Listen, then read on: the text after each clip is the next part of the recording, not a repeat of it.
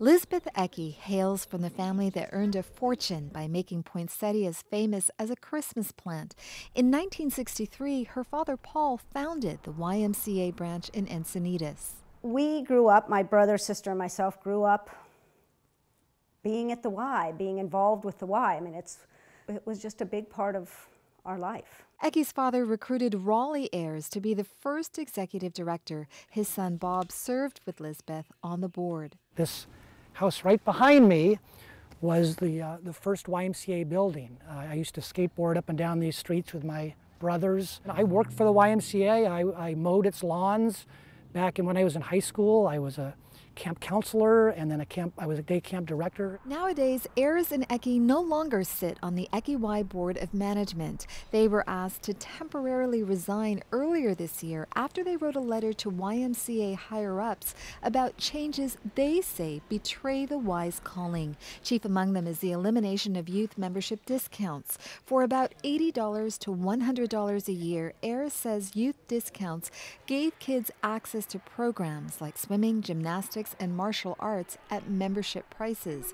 Under the new rules, children can't join the Y without being part of a family membership at a cost of about $1,000 annually.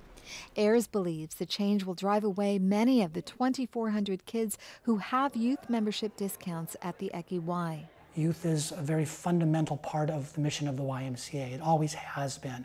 So philosophically, it just didn't make sense that we would do anything that would affect youth. Ayres projected the Ecke Y could lose as much as $1.7 million annually if kids with youth membership discounts don't join the Y with their families.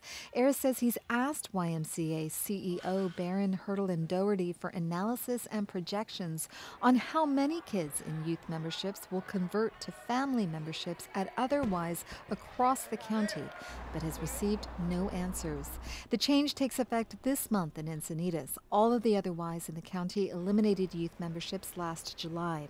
Hurtle and Doherty told KPBS in December business is good. Today, after 4 months of operation, with the new strategy and all the branches except one, and they'll come on board next July, that participation is up 8% countywide in membership and program. If I wanted to put a number on that, that's about 10,000 more people. But it's not clear where new memberships are coming from. Some new Ys have opened.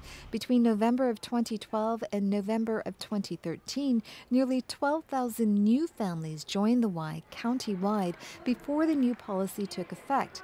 KPBS asked for a breakdown of family membership increases by branch, but was denied.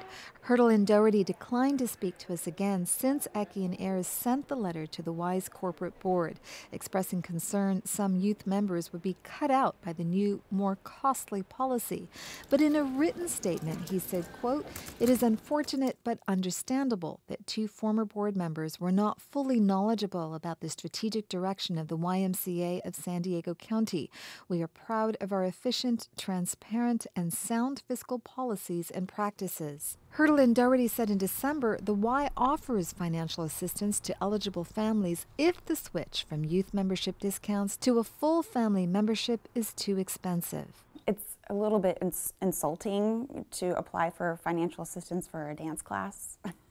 It doesn't really seem to make a lot of sense, and if I can't afford to take my daughter to a dance class, then I'm going to go elsewhere. I'm not going to ask somebody for a donation for my cause. Hold on tight, 2 hands. Lauren King got her 5-year-old daughter Sydney a youth membership discount 2 years ago for tumble and dance classes. Today, King takes her daughter to the park near the Ecke Y. She says her daughter probably won't return to the Y for dance because she can't afford to join through a family membership. And it's unclear if Lisbeth Ecke and Bob Ayres will ever return to the Encinitas Y in a leadership capacity. They had hoped their January letter to the board's more than 4 dozen members would trigger somebody to respond. But nobody did. Well, that's not true. I heard from 2 board members who responded and said, "I'm no longer on the board." Ecke and Ayres say they were asked to resign by the Ecke Y executive director after they could not guarantee they wouldn't voice disagreement and ask questions again. Everybody I know in Encinitas has some connection to that YMCA. And these are not outrageous questions. There were no accusations made in the letter. There were no blaming. We're just asking questions. And by golly, the training that I got, the mentorship I had, and I think Elizabeth had with our fathers who built this Y, is you're entitled to ask good questions. And you ask them of the people who can give you answers. And we did. Ayers and Eki say too much was at stake for kids to remain silent. Amita Sharma, KPBS News.